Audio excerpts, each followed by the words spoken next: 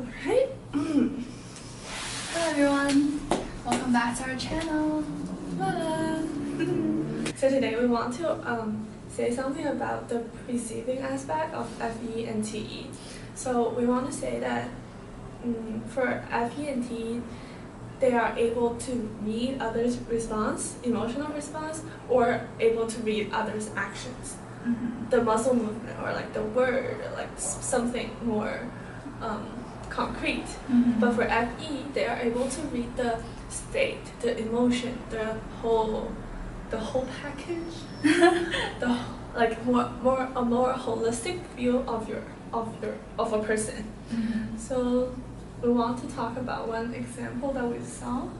So it is from a TV show. It's basically a lying game where people are trying to, people are trying to prove they are good, and then bad people are trying to lie to all the other people and make them believe they're good.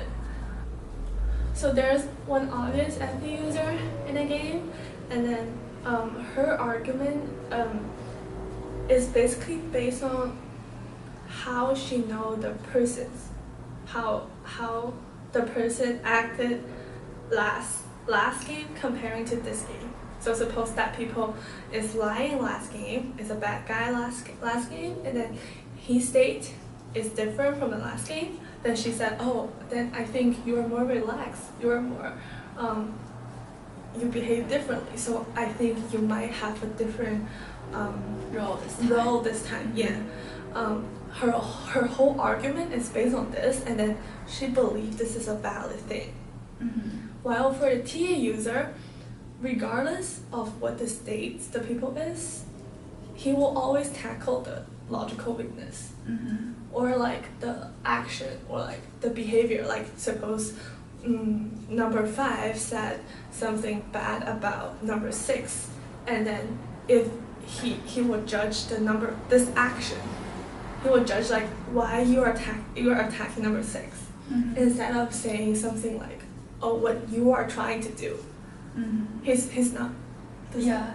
Another thing I want to say is that I noticed that a lot of SFJ going to type them, like not type them, but if they take the MBTI test, their result will be an NFJ. Yeah, they're gonna type themselves as an NFJ. I think is valid, because I know that a lot of SFJ have a lot of internal fantasy or drama, or like they have lots of original thoughts. And that might be very similar to extroverted intuition. Or anyway, it just like make them more intuitive. Yeah, it seems like they are more intuitive, and then yeah, I've seen like the ESFJ YouTuber I liked before. She actually said that she lives her life intuitively. So originally, you know, I thought she was an ENFP. Yeah, but then after like watching many videos, we found out she was an ESFJ. Yeah. And but she does have that intuitive aspect to her personal life, and she does have a sixth sense, I would say. Yeah. But it's coming more from her extroverted feeling. She's very good at reading people and then knowing what to do to get a certain response from someone. So I think that's what makes her so intuitive. Yeah, and I think that's why I said FE is an perceiving function. I think the response she read from other people, and then she kind of like pieced them together, you know, read from all different types of people, and then so this function kind of gives her the intuitive, or like the ability for her to interpret different person and then kind of generalize above that. So that seems like a very intuitive process. And but however, if you try to type them with their perceiving function, like SINE versus SENI, and I think it's very obvious that the SFJs value themselves like they are introverted sensor. Value their feeling, their experience more than say for NFJ, who is an SE user. Okay, so yeah, we should elaborate on that too. So we were talking about how like if you have introverted sensing plus extroverted intuition, this combination, doesn't matter like the positions of the two functions, you're most likely to value yourself more than anything else. And then you're more focused on developing yourself and then just making yourself happy, I would say.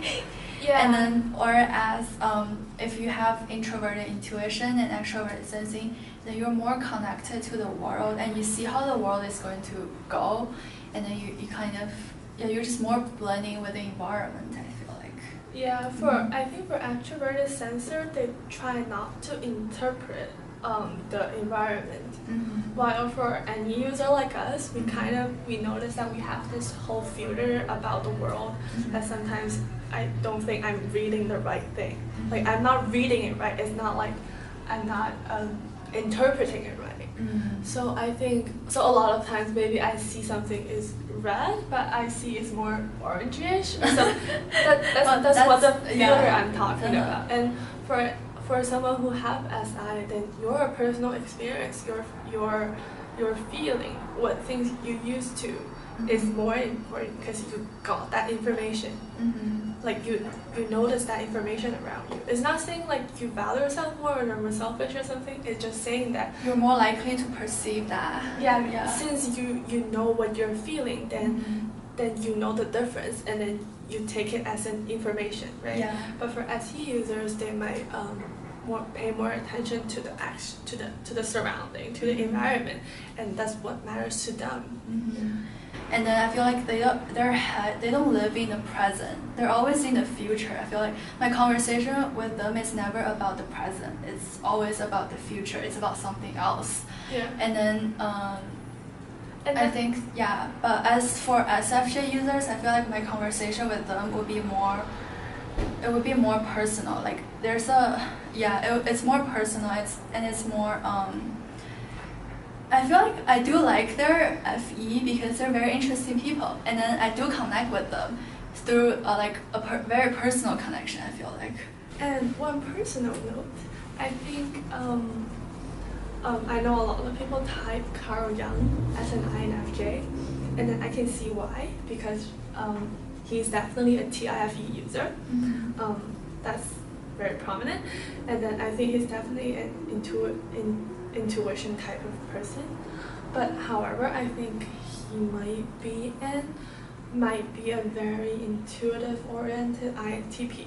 Why? Because I think he tried to categorize all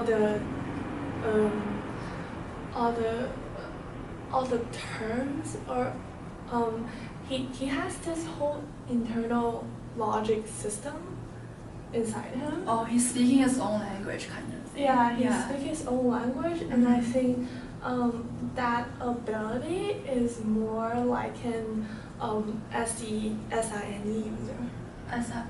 I think the way he deal with the concepts, the way he define all the terms, all the most important point is he deal with the concept in this descriptive and original way that make me feel he's an NTP. So for every NTP teacher I met, they kind of want to explore the concept and explain the difference between concepts. I've never met with an NFJ, but I think for an NFJ, they are more realistic. I feel like they do speak their own language, but they do it so that other people will understand them more easily. Yeah, I feel like And then for NTP, it's like he focuses on his own internal logic and he focuses on his own thoughts. Whereas NFJs will try to deliver their ideas to people through a more they try to make it easier to understand. Yeah, and then he's definitely not out. So if we type in as an INT something, because I think that's very prominent in him, then he's definitely a TP, not a TJ, because the way he output his thoughts, he wrote it in books, and then he, although he tried to separate them into chapters and stuff, but he's very how do you say this, like flow, A flow. like a flow, and he does not want to information spam you. Oh, okay, so it's more logical flow. It's very logical flow, and very concise, Mhm. and then give you examples step by step. Give you examples when he does not know how to explain this. So he will say, "Oh, I see this, but I don't know how to explain this," and that's typical TP thoughts to me. Okay. So that's very personal. I'm not saying, and I don't think he's an FE user. I think he's very FE inferior. I think he talked about it in his interview or something. So I don't think he can be an INFJ. Yeah. I know a lot of people try to type TP as FJ, so I'm like pretty angry about this. Yeah, so that's why we thought like taking the cognitive function test is more important than your 4 letters test, because it would let you know like what cognitive functions are you actually using, instead of, oh, I think my letters would be these 4, and then you try to read the functions. Yeah, it's not very helpful. Yeah. I have this whole issue with the perceiving function and the judging function, like just the name of perceiving and judging, because as I said, I think perceiving function has a judging side. Oh yeah, we argued about this last week. Yeah. So why I think perceiving function also has a judging side is because you're limited by your info.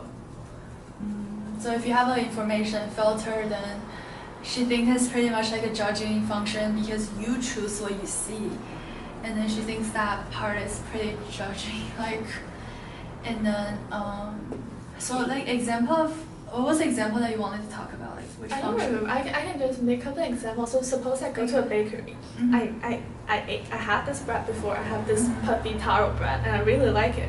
But next time when I go into another shop, I probably will search for the same thing. That's because I want to eat something that I know. That's my SI, right? So my decision is limited by the things, by my perceiving function. So Okay, yeah. So I think that's why for an SI dominant user, they tend to repeat things over and over again. I think part is because they are SI, and then I think it's because they're SI limited. Their judging function. So if you have a TE, then TE is not saying that you should not do anything, right? TE is just a judging function, but SI is telling you, don't do it. Do this thing that makes you feel good. You know you feel good about it. Yeah. Yeah, we feel like, so and we also talk about how our dominant function, introverted feeling and introverted thinking, It's actually a judging function. are actually very judging functions. And then, I feel like because we're judging things internally by our own standards, we felt like that was like a true judgment. Yeah, I believe I'm a true judger. Yeah, when I found out about that, I was like, you're right, but I don't want to talk about it, but you're right. Yeah, exactly. And especially when our other judging function is suppressed, it's the 4th function, right? This makes us more judger, I think. Yeah. Yeah, like in the last video I said I choose to not do things I don't want to do. And then she will choose to not comfort people when they're obviously being illogical and stuff. Yeah. Yeah, and then that's... It's more obvious. Yeah, we felt like we're limited, like in that sense we're basically limited, so that's why we felt like we're judgers somehow. Yeah. And then but for another thing I want to talk about is FE is just a function that allows you to read others' reaction, and then read the value or read what others might thinking or feeling, and then judge according to it. Yeah, the decision they make after reading this is pretty much still based on their values. Yeah. Yeah. So I think it's a completely different thing. You have your own values, you have your own, we have the basic hardware, like we are all humans and the hardware is the same. But like, so that's why I think judging function is actually a perceiving function, because when you can read others' reaction, it's natural that you judge. Like if I know you're feeling good, then why not make you feel better? Like, isn't it really weird that if you can read this action but you choose to ignore it? Well, that's my inferiority. But anyway, but for most of the time, I don't try to bother people or something if I know they're gonna be mad. Yeah, so yeah, we had an example before. So before I was talking about, she was wondering, I had a good ENFJ friend, so she was wondering like how their FEs are different. And then I said like the ENFJ's FE, she will try to make me feel she will try to like interpret my feelings and try to like say like, oh, this is what you're feeling, but she thinks she should leave that part to myself, for me to like think it over myself and finally understand it myself, instead of she telling me that, oh, this is what you're feeling. Like she doesn't want to interpret my internal feelings, I feel like. Oh, yeah, that's the thing I think might be true for the difference between SFJ and NFJ, because I think so if you pair FE with NI, then you might have the kind of the trajectory, like suppose you're angry this moment and the next moment your anger might slowly go down, and then you might be happy again, and there's like a curve like this. I think that's what NIFE might read from people, but for SIFE, I think so your feeling is yours. Yeah, it's yours. Like, yeah. I don't try to interpret your feeling. I just try to make you happy, but that's not. I does that to every single person. Like I'm not treating you so. Like according to you yourself, yeah. Yeah. But so that's the thing. So that's what we said about like SFJs are more focused on like individual people, whereas each individual like how so they understand that everyone's feeling differently, and they understand that everyone's gonna have a different reaction. Whereas for NFJs, I feel like a lot of the times they would tell me, oh, you're just part of something bigger. Yeah, that's SE and SI. Yeah, that's like the difference between NISE and then SI and NE, because I mean like so NFJs are more inclined to like, I don't know, they somehow make you feel like you're special, but they also tell you that you're special, but you're just part of something bigger that's also special. But then SFJs are more like, oh, you're you, I respect you and your feelings, something like that. Yeah, and that's my attitude towards feeling. Yeah. I think I don't try to interpret your feeling. I don't try to take away from your feeling. Like this is what you're feeling, I think is valid inside you. But if you want to tell me what you're feeling, then I'm a listener, but I don't try to actively like say, oh, you should do this, you should do that. So we're adding on to what we said before about like how NFJs are more they're more inclined to lecture you. I feel like the ENFJs have like a lot of thoughts about the world, about people, about humanity and stuff. And then I found that they tend to lecture me when we talk. And then I don't know why I like that part. So even though they're lecturing me and I don't agree with like everything they said, but I'm so willing to listen to them. And then I found that to be a bit interesting for me. And I was reflecting on that the other day, and I found that I'm basically really blind to their lectures. And then once they start lecturing, I would just listen to them. Like I would just go and listen to them without even thinking about it. And then after our conversation, I would be like, there's something I don't agree, but I will let it go because they made me feel so good. Yeah, I feel like because SINE is not a very strong, or like it doesn't have the force. Well, we talked about this. I think NI is a very strong driving force for any NI user, especially NI dominant user to use. Like suppose you have NI, then if you perceive that you is yourself is gonna be someone like, I don't know, Bill Gates, Steve Jobs, then you is such a strong driving force for you to do it. Even for myself, sometimes I have this NI moment that I thought, oh, I should become this person. I see the trajectory. Then it's like a huge driving force for myself. Then I was like, okay, I I'm blind to other possibility like this, and I dominate all my other NE. So I think that's why like for NFJ they have this strong incentive for them to talk about their NI, their world view. Yeah, how they see the world, and then they also like, I feel like what they said, I always believe in what NFJ say. Like I feel like everything they say is so correct to me. I would just believe them. And I'm pretty blind to them, I would say. And then I feel like even though sometimes they would tell me like their introverted intuition about me, and then even though I don't agree with them, I still see myself with like becoming that person when they tell me like, oh, you're gonna become this person. Even though like sometimes they're not correct. Yeah. I would like at that moment I would believe in them, and then for a long time I would like, if I don't see another possibility, I would just believe in them blindly. I feel like. And I think NI is helping you. They want you to be a better person, or like the person they see me to become. Yeah, the potential they see in you, and they want you to be the better self. So that's why they want to lecture you, and it's a very good. It's like a. Yeah, it's because like I'm very focused on self-development, so I do like that they're helping me in that way. I think that might be why.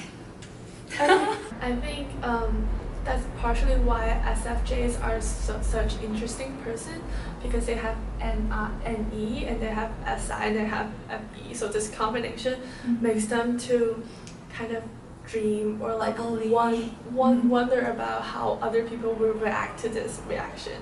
So it's like internal like quiz. If I hand you this, what will you react? Something like that. I think that's all. Okay, so today's gonna be a short video. So I hope you guys. Oh, it's not. You think it's short? Probably 20 minutes. It's going to be short after I cut it. Anyways, so see you guys next time.